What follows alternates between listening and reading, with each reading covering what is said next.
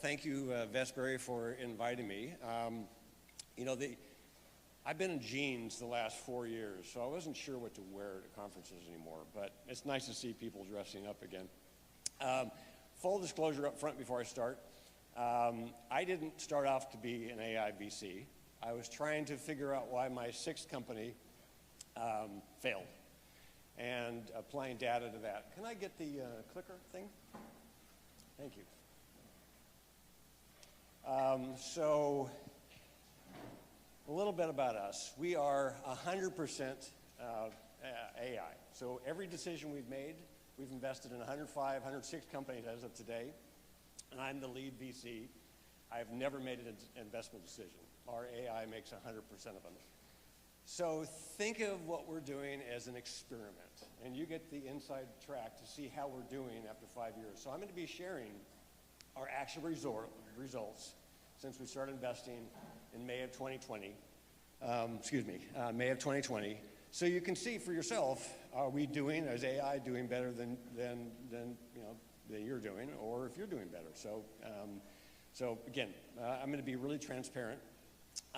So where did this start? It started with a couple of guys trying to figure out why they've had a few successes and a lot of failures. I haven't had that many failures. My business partner has invested in a lot of companies, and most of them didn't go anywhere. Like I said, I've started 8 companies, 5 of which were VC-backed, including with NEA and Lightspeed and Technology Ventures. So I've had some really good VC backing.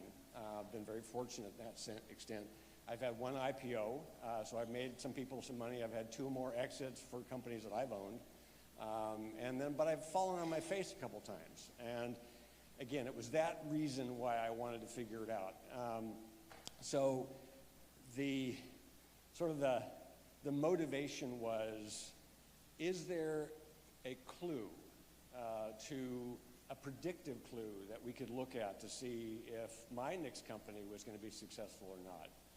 So it turns out that our problem is our problem, is the VC problem. The numbers on an annual basis that go in, I'm only looking at early stage because that's what we're focused on. So I'm not focused on late stage investing. So I'm trying to solve that first money in the company, the first, like we like to be in the first $10 million in the company. 1 million to 10 million is kind of our range. So about $25 to $30 billion gets annually invested at this stage. And as you can see from the graduation rates, most of that goes down the drain. So this is a serious problem, and interestingly, I've been raising VC money for 3 decades now. First VC-backed company was in 1994. The win-loss rate have not changed at all or during that period of time. So who's got a crystal ball, right? So first thing we did is we looked to see, are there humans that have an amazing ability to predict the future? And you've probably seen the book, or know Professor Tetlock. Philip Tetlock wrote the book, Super Forecast and the Art and Science of Prediction. And what he proved is that in any large group of people, there is a small percentage of them that are what he calls super forecasters. And our data has proven that also applies to us, VCs. So at best, different studies have found about 2% are super forecasters of any group. In our case, it's closer to 1 and less, depending on how you look at it. Let me show you. Hopefully you can read this. So these are the top of the tier of our rating system. So again, we've rated about 225,000 investors, probably everybody in this room. And of that, about 1/10 of 1%, so 229 individuals, are what we call super trackers. Mr. Tetlock asked us to stop using super forecasters. That's a trademark of his. So, and let me give you a little bit of background. So these 229 people have an average of 42 investments. This batting average here of 63% is the percentage of their investments that have an up round, at least 1 or more up rounds. So 64%. Their average return multiple, if you liquidated their investment today, would be 60 times invested capital.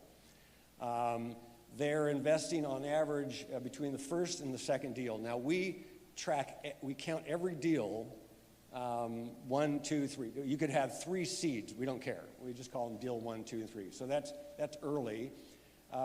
Really interesting down here, we look for this number right here. What percentage of their investments are 10x or better, and 20% for super forecasters. So we track about 15 metrics for everybody that we can track on, and these people are the best. So if you're not one of the, if you're one of these, by the way, you can just kind of go to sleep now, because you don't need anything I'm going to talk about.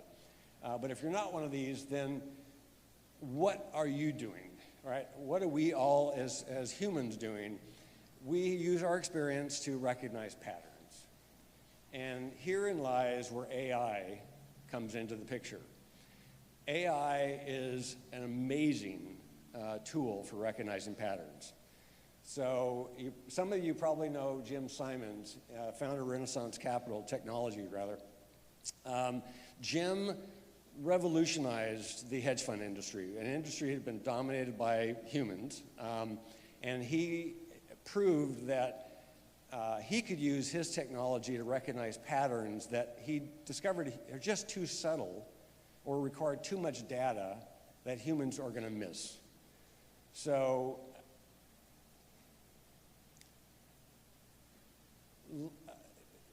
well, why not for VC? The number one reason I hear from VCs that they don't trust AI is that there's not enough data to train AI models. Let me dissuade you from that idea.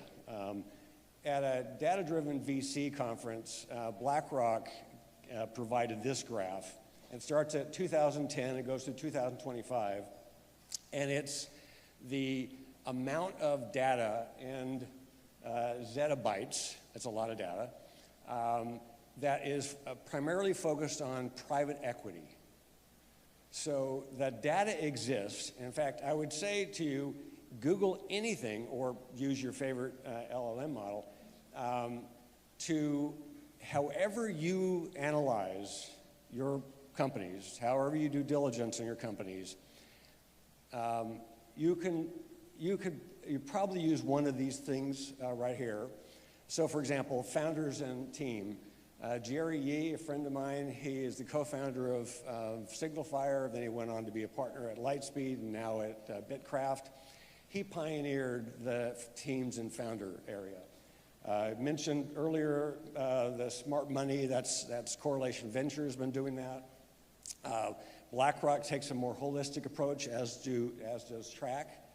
But if you're looking for data, this is a small group of data providers now that you can all get access to. You're going to probably hear from a few of these today. We know Affinity, a shout out to Affinity and Vestberry. I think you're going to hear from MasterCard sometime today. So amazing amount of data, and again, this is just scratching the surface. We used to, every time a new data provider would show up, we would interview them and look at their data. There's too many now. We now have a data month. Once a year, we stop everything we're doing, we invite everybody in, we analyze all their data, and then whatever passes, we add them to our database. If you aren't doing any of this, I would say the easiest way to start is pick, you can go to either, shout out to Vesper, you can go to them, or you can start with probably the top 3 or the top 4. They all have some pretty good AI tools, and they have access to pretty good data. And then add your favorite LLM. I would suggest either OpenAI or Gemini. And train your model on how you do VC. And here's a little trick that I would recommend everybody do. Pick your favorite VC on the planet that you admire and tell your LLM to learn everything they can about that. In fact, feed them data on that from one of your sources, and let them be your mentor and co-investor from that point of view, right?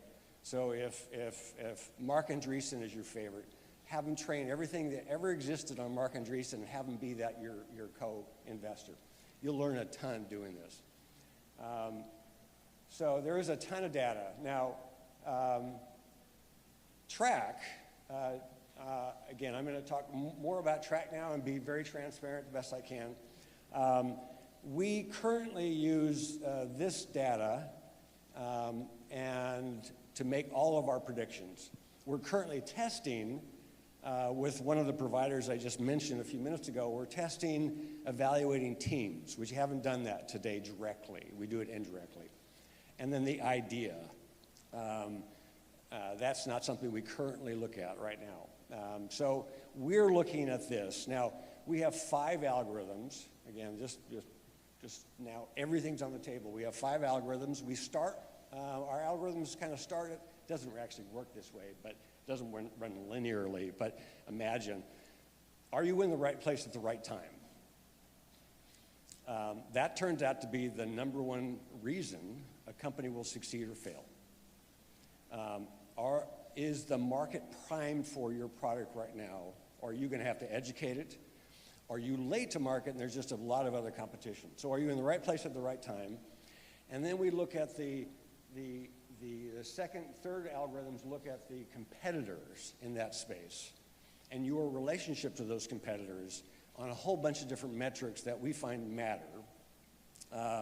This, for example, is remarkably a predictive measure, media. If you can measure it correctly, or not correctly, but you can measure it using a lot of data. You have to crunch this quite a bit, but I play a game with people where I ask them, you pick your favorite 10 VCs and ask them to invest in a Series A company, and I'll pick 10 tech writers and have them write about 10 tech companies, 10 Series A companies, and we'll see which of the groups have the most unicorns at the end of 5 years from now. And the answer is the tech writers. So if you crunch all of our data and you pass it, you have a 1 in 6 probability at a seed stage of becoming a unicorn. That's a little higher than the numbers I just showed you, where the super forecasters have about a 1 in 9 probability of becoming a unicorn. Say it another way, if you take all of the companies that we run through our platform, and because the way we work, if you have a pulse, you have any kind of head count, you have any kind of, you raise some money, you get any kind of social media presence, you've got whatever, right? We're going to know about you. So we have 1 million or more startups on our platform. If you pass all 5 algorithms, that's only about 1.5% of all the companies. But that 1.5% contains 60% of all the unicorns. So that's how we get to the 1 in 6. So it turns out identifying unicorns is actually the easy part. So this graph is one that shows from the point of time of every company when they close their seed round, how fast do they become, how long does it take to become a unicorn? So for example, 11 Labs, we went after that company before they had any announcement of money. Andreessen got that one. We went after Harvey right after they raised their Series A. They took money from Sequoia. They're both in this camp right here. Less than 20 months, they went from seed to B, to $1 billion in value. So we've never gotten any companies in this space. All of our unicorns, we have 2 right now, and we have on track to have 8. We are going to be in this next group. I suggest that you train your model to go after the places where you're more likely to get into the deals. So part of our strategy of getting in deals is, right, if you can't get into them, we might as well publish our list. So we work with Business Insider to publish a list. They're available to you if you just pay their subscription. And you can see who we're suggesting are going to become the next unicorns. In this group, we've only been doing this 2 years now. There's already 4 unicorns in this group. So if you can get into them, more power to you. Give me a call, by the way. I'd love to co-invest. So here's us, really quickly. I'm down to 32 seconds. We've made 106 investments as of today. We have 81 million AUM, 57 seed, 26%, and so forth. And here's our metrics. So a fund one, 46 investments, $27 million deployed. 70% of our portfolio companies raised one or more follow-on rounds. Of the total capital lost, again, 60% are seed. We've only lost 8.5%. That would put us in the top 2 or 3% of VCs. And our current MOIC is 1.33. We think we're on track to do well over 4x. Actually, it's probably more like double that number, but my attorneys told me I can't do that. And our power law currently is 20%. So it does not just apply to us. BlackRock has also shown that they've been investing in late-stage companies for years. They applied very similar technology. We started talking to BlackRock and comparing notes about 4 years ago. And they've almost doubled their exit profitability rate. I don't know what they consider to be profitable, but that's doubled. That's it for me, and I'm sorry, I am completely out of time. So thank you. Thank you.